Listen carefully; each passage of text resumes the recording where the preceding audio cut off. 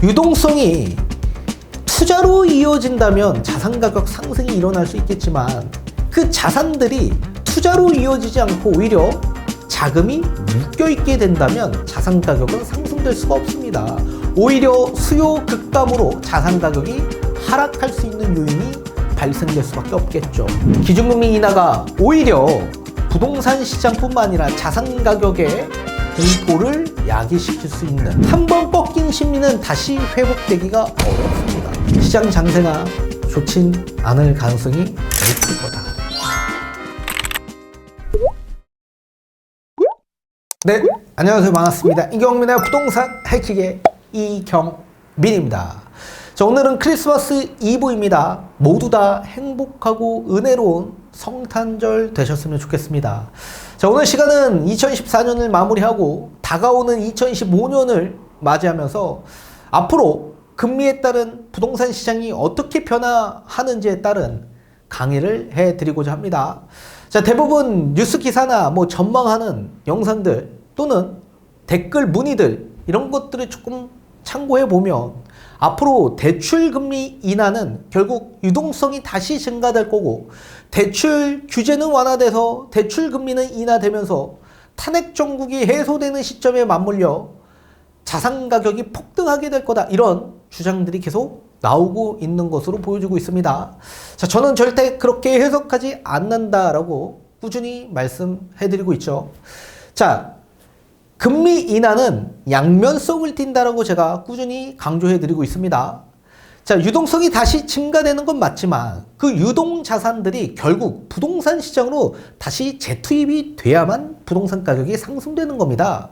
자, 그런데 아직도 고점 인식이 그리고 가격에 대한 부담이 커진 이 수도권 시장으로 자산이 다시 들어오진 않고 저평가로 인식되어 있는 지방적 일대로 이 자금들이 다시 이동할 가능성이 매우 커지게 될 거다, 이렇게 설명을 해드리고 있습니다. 또한 이게 부동산 시장으로만 자산이 들어오는 게 아니라 코인이 됐던 주식이 됐던 이런 자산 분배가 일어날 가능성이 매우 커지게 될 겁니다. 자, 그런데 안타깝게도 국내 시장에 들어오는 게 아니라 그 자금들이 전부 다 해외로, 특히 미국 쪽으로 다 이탈할 가능성이 매우 커지게 될 겁니다. 자, 유동성이 증가돼도 그게 국내 시장으로 자산 가격을 상승시키는 게 아니라 오히려 해외 자산 시장으로 자산 가격 상승을 야기시킬 수 있게끔 그런 분배가 이루어질 거다. 자, 그리고 유동성이 투자로 이어진다면 자산 가격 상승이 일어날 수 있겠지만 그 자산들이 투자로 이어지지 않고 오히려 자금이 묶여있게 된다면 자산 가격은 상승될 수가 없습니다. 오히려 수요 급감으로 자산 가격이 하락할 수 있는 요인이 발생될 수밖에 없겠죠. 또 다른 이면적 모습으로는 경기가 악화되기 때문에 금리를 인하하는 거다라고 제가 말씀을 해드렸습니다. 자, 이번 한국은행의 기준금리 인하는 예상치 못한 인하였습니다. 인하를 하면 안 되는 상황에 인하를 하게 된 거죠. 그것도 연속 두 차례 기준금리 인하가 나온 건 2008년 서브프라임 사태 이후에 나온 그런 현상인데, 경기가 얼마나 안 좋았다면 지금 인하를 하면 안 되는 시점인데도 불구하고 인하를 했을까? 이렇게 우리가 예상해 볼 수 있습니다. 그만큼 경기 침체 현상이 완전히 부각되고 있다라고 한국은행은 생각하고 있는 것으로 보여주고 있습니다. 그만큼 기준금리 인하가 오히려 부동산 시장뿐만 아니라 자산 가격의 공포를 야기시킬 수 있는 경기 침체 현상으로 빠져드는 그런 모습을 보이는 시점이 2025년이 되게 될 거다라고 말씀을 하고 싶습니다. 이미 경기 침체는 시작 단계에 접어들었고, 그리고 계엄령 사태 이후로 불확실성이 훨씬 더 확대된 상황에 심리는 엄청나게 위축되고 있는 상황입니다. 한번 꺾인 심리는 다시 회복되기가 어렵습니다. 따라서 이 꺾인 심리 수요 급감 현상, 심리 위축 현상이 자산 가격 하락을 야기시킬 수밖에 없는 현상으로 가게 되는 겁니다. 자, 우선적으로 미국의 기준금리 인하 이미 시작이 되었습니다. 자, 얼마 전에 12월 달 2024년도에 마지막 FOMC 발표가 있었습니다. 25bp 인하된 4.5%로 금리가 인하되었습니다. 자, 그런데 9월달 FOMC 점도표를 보게 되면 대부분의 연준 위원들이 앞으로 다가오는 2025년에 금리는 총 4차례 인하할 거다라고 전망을 했는데 12월달에 점도표를 보니까 4차례에서 2차례로 전망치가 낮아졌습니다. 그만큼 불확실성이 커졌고 또 트럼프가 재집권되는 2기 트럼프에서 여러 가지의 정책안들이 지금 물가를 상승시킬 수 있는 다시 인플레이션이 재발할 수 있는 요인의 정책안들이 나올 가능성이 있다라고 판단하면서 기준금리 속도 조절 매파적 방향성이 나왔다라고 보셔야 됩니다. 자, 근데 이 기준금리가 인하되었는데도 불구하고 그 인하에 대한 효과를 지금 아예 보지 못하고 있는 상황입니다. 그 이유는 미국채 금리가 지금 지속적으로 상승되고 있기 때문에 그렇습니다. 자, 기준금리가 인하된다는 얘기는 자연스럽게 시장금리를 인하시킬 수 있는 요인이 작용되고 있다라고 보셔야 되는데 오히려 시장금리가 인하되는 게 아니라 반대로 시장금리가 상승되고 있다라는 얘기입니다. 그 이유를 보게 되면 대규모 채권 발행의 요인 때문에 발생된 상승이죠. 자, 지금 미국은 재정 적자가 엄청나게 커지고 있는 상황입니다. 재정 적자에 따른 자금을 조달하기 위해서 대규모 채권을 발행할 수밖에 없는 요인이 발생되고 있는 상황이고 또 미국 대선이 있었죠. 이 대선을 앞두고 이제 바이든 정권의 재집권, 민주당의 재집권을 위해서 여러 가지 경기를 부양하고자 하는 정책안들이 발생되었고 그 정책을 활성화시키기 위해서는 대규모 채권 발행을 통해 유동성을 공급하는 그런 방안으로 경기 활성화 방안책을 내세우게 되었던 겁니다. 이런 여러 가지 요인들로 인해서 이 채권 금리가 인하되지 못하고 오히려 큰 폭으로 상승되는 효과를 보면서 기준금리 인하가 상쇄되는 효과를 보게 되었습니다. 자, 우선적으로 채권 발행에 있어서 단기 채권을 대규모로 발행했습니다. 그리고 채권 금리가 왜 상승됐는지 그 원인부터 우리가 파악을 해야지만 거기에 따른 부작용도 살펴볼 수가 있을 겁니다. 자, 우선적으로 재정이 적자가 엄청납니다. 2014년 미국의 세입은 GDP의 약 17.2% 비중을 차지했고 세출은 GDP의 약 24.2% 비중을 차지하고 있습니다. 그 정도로 지금 세입보다 세출이 굉장히 크다라는 걸 보실 수가 있고 2014년 미국의 재정 적자는 약 1조 8천억 달러 정도로 추산되고 있습니다. 엄청난 재정 적자를 보고 있는 상황이죠. 그래서 이걸 자금을 조달하기 위해서는 어쩔 수 없이 채권을 발행할 수밖에 없는 상황이고 그 채권 발행을 장기 채권이 아닌 단기 채권으로 발행을 하게 되었습니다. 미국 대선을 앞두고 보통 임기 1년 차보다 마지막 해인 4년 차에 엄청난 경기 부양책을 활용을 합니다. 경기 활성화가 돼야지만 다시 재선에 성공할 수 있기 때문에 그렇습니다. 그래서 대규모로 유동성을 공급하기 위한 목적, 경기를 활성화하기 위한 목적에서 엄청난 채권 발행이 일어났는데 그게 전부 다 단기 채권에서 발행이 되었다. 자, 지금 말씀드리는 이 단기 채권이 어디서 나왔냐면 이 영래포 시장에서 나왔습니다.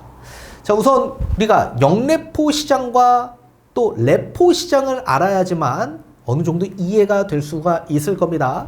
자, 우선 레포 시장이라는 건 뭐냐면 시장에 엄청나게 유동성이 고갈되고 또 자금 경색이 일어나는 시점에 우리 중앙은행인 연준이 시중에 유동성을 공급하고자 좀 돈을 빌려주고 일정 부분 만기가 되면 다시 그 돈을 환수하는 그런 개념이라고 보셔야 되고 반대로 영래포 시장이라는 건 시장에 돈이 너무 많은 겁니다. 그래서 이 시중에 많은 돈들을 다시 조절하기 위해서 유동성을 흡수하기 위해 시중에 있는 돈을 잠시 빌려오는 겁니다.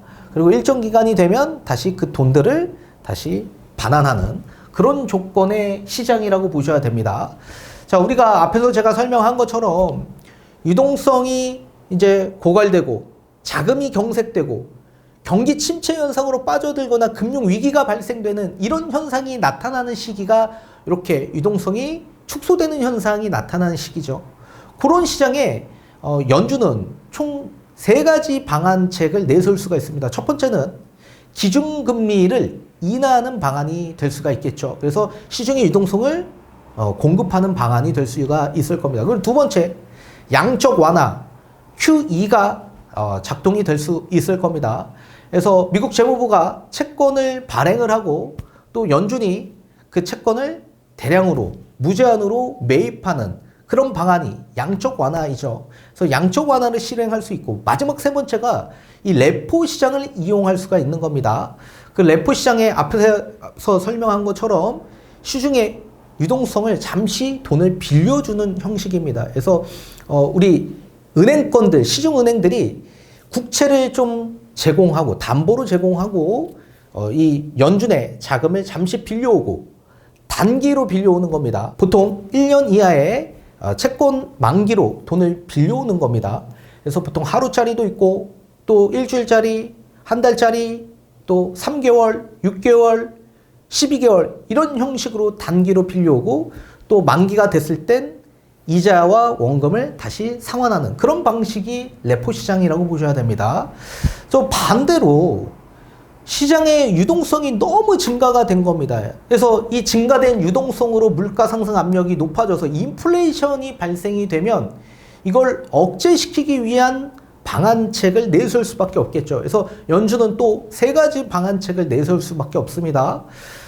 금리 인상으로 이제 풀려있는 유동성을 흡수하는 방안이 될 수 있고요. 또 양적 긴축, QT가 작용될 수가 있겠죠. 그래서 풀려있는 유동성을 흡수하기 위해서 연준이 보유하고 있던 국채를 대량으로 매각하는 겁니다. 그래서 시중에 이렇게 돈들을 흡수하는 방안이 될 수 있고, 세 번째가 말씀드리고자 하는 이 영래포 시장을 이용하는 겁니다. 이 영래포 시장에 풀려있는 자금들을 이제 국채를 담보로 제공을 하고 연준이 또 우리 시중은행들의 이 자금을 잠시 빌려오는 겁니다. 그 만기에 따라 빌려오고 나중에 만기가 되면 이자와 원금을 다시 상환하는, 그리고 그 자금은 언제든지 빼서 쓸 수가 있는 자금으로 활용이 되는 겁니다.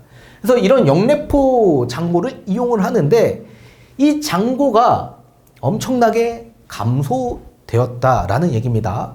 보통 영래포 시장에 돈이 언제 확 증가가 됐냐면 2020년 코로나가 터진 이후에 시중에 엄청난 저금리와 유동성이 풍부해진 시장이었죠.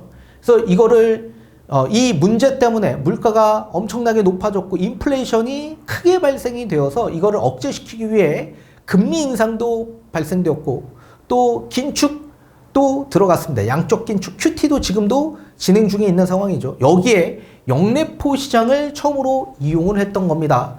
그래서 총 약 2조 2천억 달러 정도의 영래포 잔고에 자금들이 묶여 있었는데, 그래서 시중은행들의 자금들이 묶여 있었는데 이게 지금 현재 약 800억 달러 정도밖에 없게 이렇게 감소가 되었습니다. 자, 영래포 잔고가 감소되었다는 얘기는 뭡니까? 시중 금융기관들이 만기가 되지 않건 이 단기 채권을 발행한 이 미국 재무부가 단기 채권을 발행을 하죠. 근데 이 영래포 금리는 보통 기준금리 하단에 약 5bp 정도를 더해서 금리가 책정이 됩니다. 기준금리보다는 채권금리가 훨씬 더 높기 때문에 단기 채권이 대량으로 발행이 될 경우에 수익을 보기 위해서 이 금융기관들이 단기 채권을 대량으로 매입하는 주체가 되어버립니다. 그래서 이 자금들이, 이 통장에 있는 자금들이 어디로 빠진 겁니까? 단기 채권을 매입하는 자금으로 빠진 겁니다. 그래서 이 영래포 잔고가 엄청나게 감소되었다. 따라서 단기 채권을 발행했는데 이 발행해서 매입한 주체는 대부분이 시중은행들이었다라고 보셔야 됩니다. 자, 그런데 10년물로 보통은 발행을 하는 게 정상적인데 10년물 발행을 하지 않았던 이유가 있습니다. 10년물을 발행을 하게 될 경우에는 자국민들의 부채 부담이 엄청나게 증가되기 때문에 그렇죠.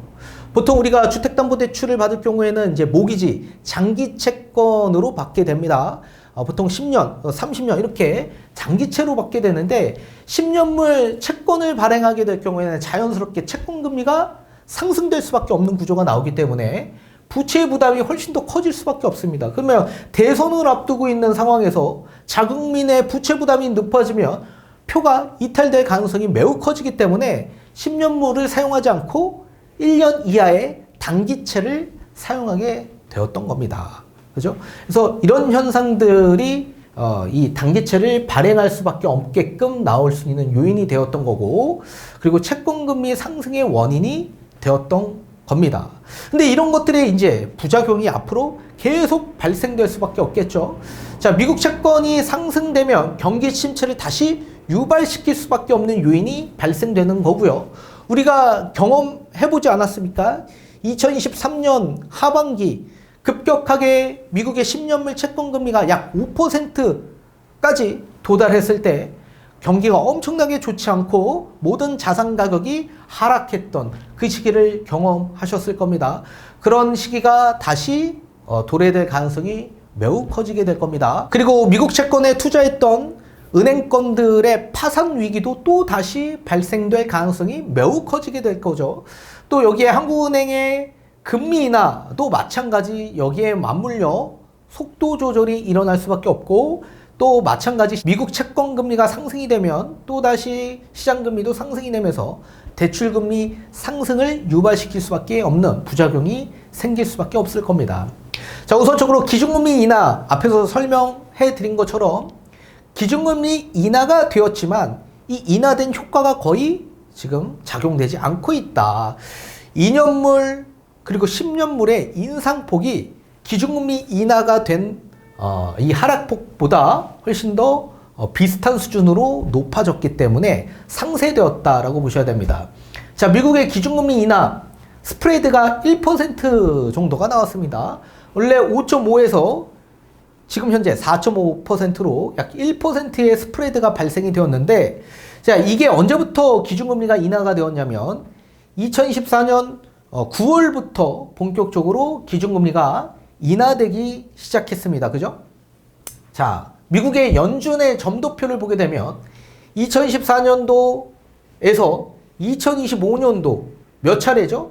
두 차례 정도 인하될 거다라고 전망하는 연준위원회의 점도표가 훨씬 더 많다라는 거 보실 수가 있었죠.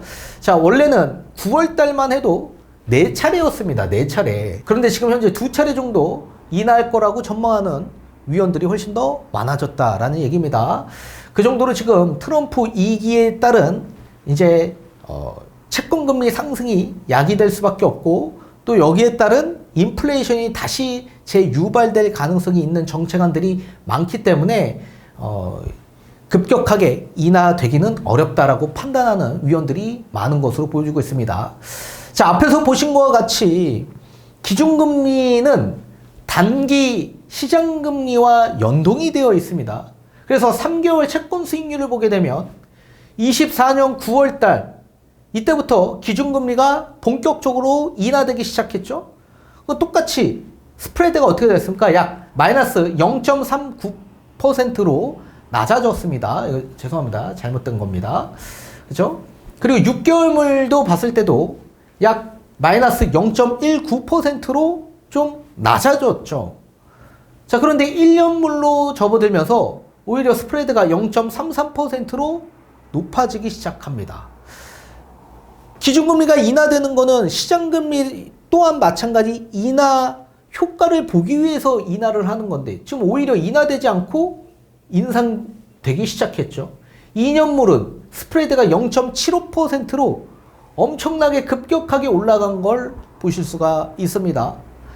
또 10년물 채권 수익률을 보게 되면 거의 기준금리가 인하한 것처럼 반대로 스프레드가 0.9% 정도 차이로 금리가 올라간 걸 보실 수가 있습니다. 그래서 오히려 10년물이 내려오는 게 아니라 올라가고 있다. 자, 이런 현상들이 지금 나오고 있기 때문에 기준금리 인하에 대한 효과가 아예 완전히 상쇄되었다라고 보셔야 됩니다. 또 앞에서 언급한 것처럼 단기 채권을 대량으로 발행했다라고 했습니다.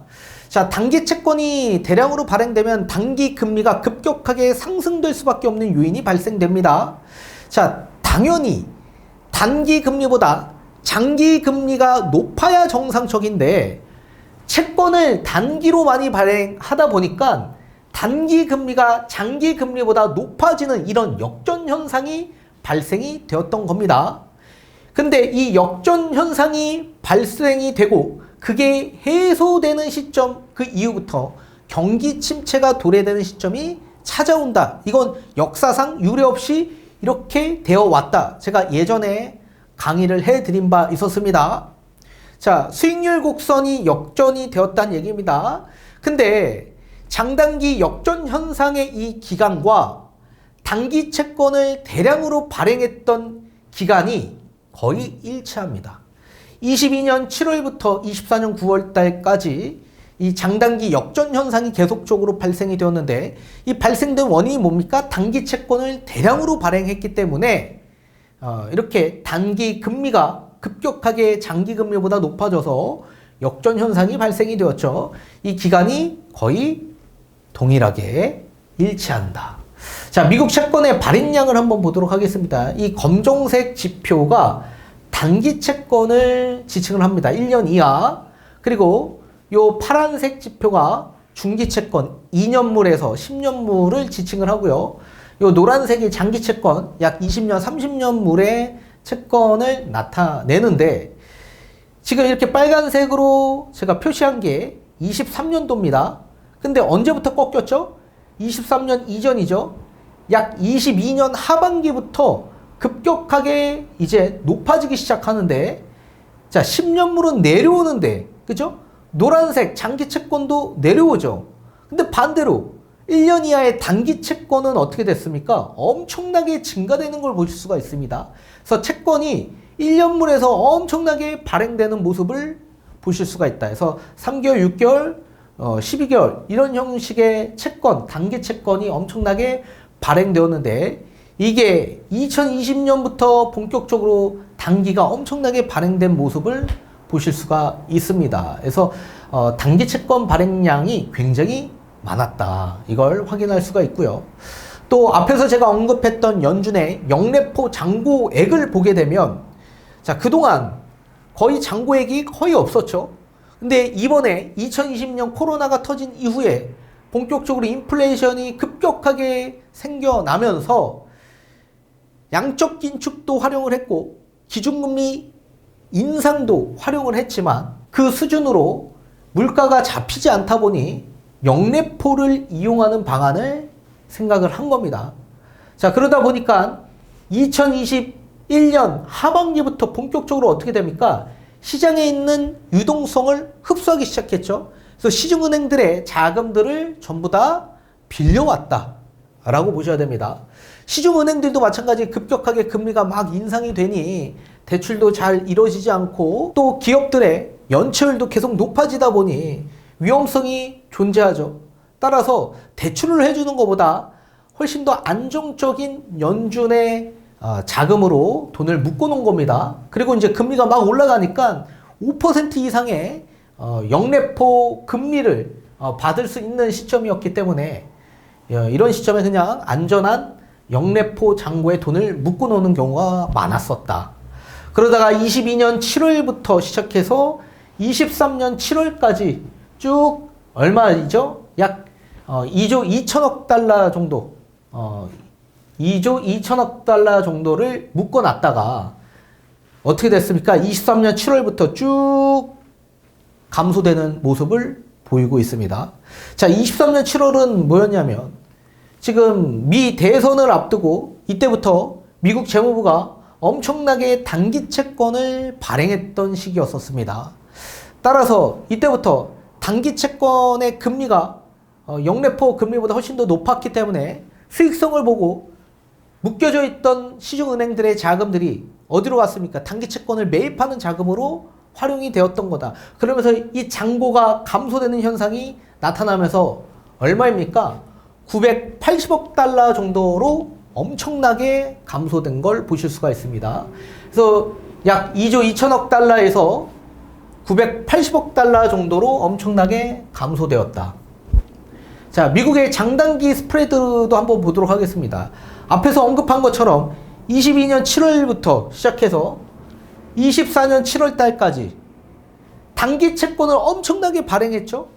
이렇게 발행했던 시절이다 보니 단기 채권의 금리가 엄청나게 장기 채권 금리보다 높아지면서 역전 현상이 생기게 된 겁니다. 그래서 마이너스로 가게 됐고, 그리고 24년 7월 이후부터 본격적으로 다시 정상화가 된 겁니다.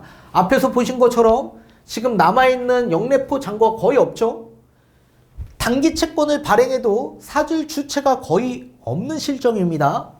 자금이 거의 없다라는 얘기는 사줄 주체가 거의 없다라는 얘기이기 때문에 단기 채권보다 지금은 현재 10년물 채권을 조금 더 발행하는데 늘리는 현상이다라고 보셔야 됩니다. 그러면서 자연스럽게 10년물의 채권 금리가 높아지기 시작하면서 다시 정상화가 된 거죠. 자, 앞에서 언급한 것처럼 역전이 되고 역전이 해소돼서 정상화된 시점 그 이후부터는 경기 침체가 도래되는 시점이 찾아온다라고 말씀해 드렸었습니다. 자, 그리고 미국 재무부 TJ 잔고를 한번 보도록 하겠습니다. 자, 미국 재무부의 통장 잔고라고 보셔야 되는데 걷어들인 세금 같은 거, 국세 같은 거 이런 것들을 이 TJ 잔고에다가 넣어 놓거나 또는 채권을 발행해서 성공된 회수된 이 금액, 현금을 전부 다 잔고에다가 넣습니다. 자, 근데 앞에서 보신 것처럼 23년 7월, 이 23년 7월 달부터 어떻게 됐죠? 영래포 잔고가 엄청나게 감소된 모습을 보여왔었죠. 그런 것들이 전부 다 국채 발행한 걸 매입한 자금으로 활용이 되었다. 따라서 23년 7월부터 총 440억 달러 정도가 있었던 이 자금이 얼마까지 증가되었습니까? 지금 현재 약 7,600억 달러 정도까지 증가되었다. 자, 따라서 아까 영래포 잔고에 있던 자금이 2조 2천억 달러였습니다. 그런데 현재 지금 재무부의 TGA 잔고가 얼마였죠? 7,670억 달러 정도가 있습니다. 따라서 약 1조 4천억 달러는 이 재무부가 채권을 발행해서 현금을 가지고 있는 걸 전부 다 유동성 공급으로 활용을 했던 겁니다. 그래서 미국 대선을 앞두고 시장에 엄청나게 돈을 뿌렸다는 얘기입니다. 그래서 1조 4천억 달러는 유동성 공급으로 활용을 했지만 지금 남아있는 7,670억 달러 정도는 지금 재무부 TGA 잔고에 남겨져 있는 상황입니다. 제가 봤을 때는 이 자금도 활용할 수 있겠지만 아마 예비비 잔고로 남겨놓은 것으로 보여주고 있습니다. 특히나 이제 뭐 시장이 좋지 않고 경기 침체 현상으로 빠져들거나, 그리고 또 어제 가까스로 내년 3월 달까지 예비 예산안을 가까스로 가결시켰습니다. 그런데 트럼프가 강력하게 주장했던 부채한도 폐지나 또는 부채한도 2년 유예를 제외하고 가결시켰는데, 만약에 이게 부결되었다면 미국 정부의 셧다운이 발생되었겠죠. 거기에 따른 유동성으로 아마 제가 봤을 땐 그 생각을 생각하고 이렇게 남겨놓았을 가능성이 매우 컸을 거다라고 보여주고 있습니다. 그래서 이 자산도 나중에 또 유동성으로 확대시킬 수 있는 자산으로 활용될 수도 있겠지만 아마 제가 봤을 땐 TJ 잔고에 그냥 남겨놓을 가능성이 매우 클 거다, 이렇게 보여주고 있습니다. 자, 미국 재정적자액을 보게 되면 엄청나죠. 2020년이 완전히 정점이었고 좀 높아졌지만 지금도 2024년에 낮아지는 모습을 보이고 있습니다. 자, 그리고 미국의 국가부채를 한번 보도록 하겠습니다. 자, 지금까지 국가부채가 약 35조 달러 정도가 되는데 35조 달러면 우리나라 돈으로 환산하게 되면 약 4경 8천조 원 정도가 되는 겁니다. 엄청나죠. 거의 5경에 가까운 수치입니다. 그런데 2020년 1분기를 봤을 때 코로나가 터졌을 때는 약 23조 달러였습니다. 23조 달러. 4년 만에 지금 거의 우리나라 돈으로 환산하면 약 1경 6천조 원 정도가 발생이 되었다. 국가 부채가. 이게 GDP의 약 99%에 달하는 상황입니다. 엄청난 국가 부채가 발생이 되고 있다라는 얘기입니다.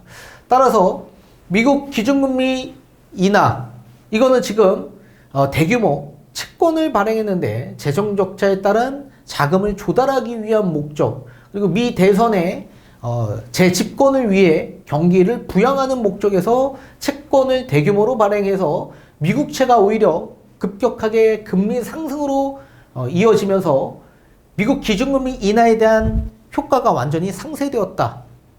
그리고 2025년 연준의 기준금리 인하의 속도 조절이 방향성이 이미 나왔죠. FOMC 점도표를 봤을 때 내년에 4차례를 2차례로 전망하는 위원들이 훨씬 더 많았다라는 얘기입니다. 자, 한국은행도 마찬가지 속도 조절을 할 가능성이 매우 커지게 될 겁니다. 그래서 기준금리가 인상되기는 어렵습니다. 당연히 인상되면 안 되죠. 당연히 금리를 동결할 가능성이 매우 커지게 될 거다. 만약에 금리를 동결할 수밖에 없는 요인이 작용되는데 기준금리를 인하하게 될 경우에는 환율뿐만 아니라 지금 환율이 거의 1,500원 이상이 될 가능성이 매우 커지게 될 가능성이 클 거라고 보여지고 있습니다. 자, 환율에 대한 대응도 어렵고 또 경기 침체에 대한 대응도 어렵습니다. 우리나라 기준금리는 지금 굉장히 낮지 않습니까? 만약에 우리나라가 진짜 본격적으로 완전히 경기 침체에 도달해서 내수가 완전히 막히게 된다면 기준금리를 인하해야 되는데 그 인하하는 인하 폭이 미국처럼 크지가 않다는 얘기입니다. 그러면 대응 자체가 굉장히 어려워질 가능성이 있기 때문에 속도 조절을 할 가능성이 매우 커질 수밖에 없다. 이거는 꾸준히 제가 설명해 드리고 있는 내용입니다. 근데 만약에 또 금리 인하가 된다는 얘기는 뭡니까? 시장에 더욱더 충격을 줄 가능성이 매우 커질 수 있다는 얘기죠. 그만큼 경기가 굉장히 안 좋구나, 경기가 완전히 침체되고 있는 상황인가 보다, 이렇게 인식할 가능성이 크기 때문에 오히려 심리가 훨씬 더 위축될 가능성이 매우 커지게 될 겁니다. 또 한국은행은 기준금리 인하할 경우에 유동성이 증가되고 대출금리 인하로 자산가격이 상승될 수 있다, 이렇게 주장하는 분들이 많을 수 있지만 그 얘기는 제한된다 라고 얘기하고 있습니다. 자, 경기 침체 현상이 나오고 있다는 얘기는 그만큼 시장의 불확실성이 굉장히 크다라는 얘기고, 소비 수요 심리가 위축될 가능성이 크기 때문에 한번 꺾인 심리는 다시 회복되기가 어렵습니다. 그러니까 추세의 방향이 다시 회복되는 게 정말 어려운 게 심리입니다. 한번 꺾인 거는 다시 되돌리기는 굉장히 어렵고 시간이 굉장히 많이 소요가 돼야지만 심리도 회복될 가능성이 있는 건데 단기간 내에 이렇게 심리가 회복되기는 어려울 수밖에 없다. 그리고 앞에서 설명한 것처럼 그 유동성 자산들이 국내 시장으로 들어오는 게 아니라 해외로 이탈할 가능성이 매우 커지게 될 거다. 그래서 우리나라 증시는 굉장히 좋지 않은 가능성이 매우 클 거다. 그리고 지방 지역 일대로 오히려 자본이 이동하는 그런 현상이 발생될 가능성이 있다. 그리고 가계 긴축으로 가게 될 가능성도 있겠죠.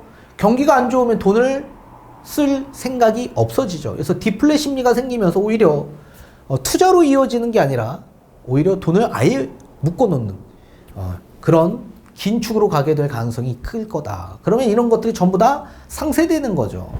그리고 대출 총량 규제는 앞으로도 지속될 가능성이 매우 커지게 될 거다라고 말씀해드렸습니다.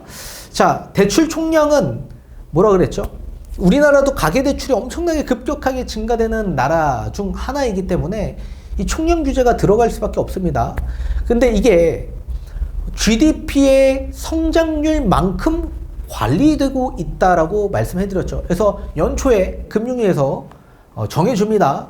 몇 % 이내로 관리하라고. 근데 이게 GDP 성장률 전망치 이내로 발표를 하는데 지금 현재 2015년 우리나라 GDP 성장률은 약 1% 후반대로 예측하고 있는데 1% 후반이 더 낮아질 소지도 있을 거다. 이렇게 보여주고 있습니다. 그래서 올해 전망한 거는 초기에 약 2.5%를 전망했는데 지금 2.1%가 나올까 말까 할 정도이기 때문에 내년에 약 1.9%를 예상하고 있습니다. 그래서 올해 전망한 것보다 훨씬 더 낮아지는 수치이기 때문에 대출 총량, 이 가계대출 증가율 목표치를 낮게 설정할 가능성이 매우 커지게 될 거다. 그리고 주택담보대출 금리 인상이 될 가능성도 높아질 수 있다. 자, 대출 총량 규제가 지속되는데, 자, 이거는 지역별로 차등화될 가능성이 클 거다라고 보여집니다. 내수진작을 위해서는 지금 모든 전국의 모든 규제를 다 완화해 주긴 어렵습니다. 그래서 차등으로 내수진작책을 펼칠 가능성인데 그 지역 중 하나는 지방 지역이라고 제가 꾸준히 설명해 드리고 있습니다. 지방의 여러 가지의 미분양과 건설 경기를 회복시키기 위해서는 어쩔 수 없이 지방적 일대는 예외로 두고 여러 가지 규제책을 완화해 줄 가능성이 클 거다. 이렇게 보여주고 있고, 수도권은 당연히 그 규제가 지속적으로 묶여질 가능성이 매우 커지게 될 겁니다. 그리고 스텔스 DSR 3단계가 도입이 되는데 이게 조기 시행될 가능성이 매우 커질 수 있다라고 제가 말씀을 해드렸죠. 또 마찬가지 미국의 채권금리가 상승이 되면 자연스럽게 국내 시장금리도 상승이 되면서 장기채 금리가 상승되는 요인이 작용될 수 있다라는 내용입니다. 자, 이렇게 여러 가지의 요인들이 발생이 되는데 또 앞에서 설명한 채권금리가 상승되는 요인 중 하나로 또 트럼프의 정책안들이 있을 수 있죠. 그래서 트럼프 정책 중 하나가 뭐였습니까? 감세죠, 감세. 자, 감세를 하게 될 경우에는 자연스럽게 물가 상승 압력이 높아질 수 있습니다. 그래서 감세로 인해서 우리 보통 가처분 소득이 증가될 수 있는 요인이 생기기 때문에 그 자금들이 물가 상승 압력을 높일 수 있겠죠. 또 기업들도 마찬가지 법인세를 또 감세해 준다라고 한다면 그 자금들이 또 투자로 이어질 가능성도 있어질 가능성이 있을 겁니다. 그러면서 물가 상승 압력을 높일 수 있게 될 수 있다. 또 관세 정책으로 인해서 어쩔 수 없이 상품의 가격이 높아질 수 있는 구실이 나오게 되겠죠. 그런 경우가 발생될 수 있고, 또 미국 또 불법 이민자 정책 추방 정책이 있죠. 추방을 하는 데 있어서도 또 공급난이 생길 수가 있을 겁니다. 따라서 이런 여러 가지의 트럼프의 정책안들이 물가 상승을 상승시킬 수 있는 여러 가지 요인들이 발생이 되고, 물가가 상승이 되면 자연스럽게 채권금리도 상승될 수 있는 요인이 발생될 수 있다라고 보셔야 됩니다. 그래서 이런 것들이 국내 시장에 굉장히 어려워질 가능성이 있고, 이런 경기 침체를 계속 더욱더 가속화시킬 수 있는 요인들이 발생이 되면서 앞으로 불확실성이 더욱더 확대되는, 지금 뭐 탄핵 정국이 해소된다라고 하더라도 이미 지금 뭐 트럼프 2기와 아무런 지금 대화도 없는 상황에서 지금 완전히 그냥 방치되어 있는 상황 아닙니까? 이런 외교적 문제에 대한 해소도 지금 너무나도 불확실성이 커진 상황이고, 이런 것들이 심리를 더욱더 위축시킬 수 있고 그 자산들이 오히려 하락할 수 있는 요인으로 발생될 가능성이 매우 커질 시장이 2025년 정도라고 보여지고 있습니다. 그래서 시장 장세가 좋진 않을 가능성이 매우 클 거다. 이렇게 오늘 말씀을 드리면서, 자, 마지막으로 여러분들 이제 2014년 한 해 마무리 좀 잘 하시고, 그리고 즐거운 성탄 주일 되셔서 정말 행복하고 마무리 잘 하고 은혜 받는 그런 귀중한 한 해 마무리 되셨으면 좋겠습니다.